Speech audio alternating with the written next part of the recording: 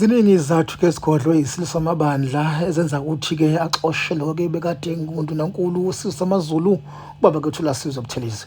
Baba kwethu laSizwe Buthelezi ungene ke esikhundleni sikaMntwana kwaphinda angene ukhothame wabe ke esithatha lesikhundla ke Buthelezi ubekade ibonakala ke isithanda lesikhundla futhi ke senza ngokuyimisela futhi eqinisekisa ukuthi uxhumana namakhosi.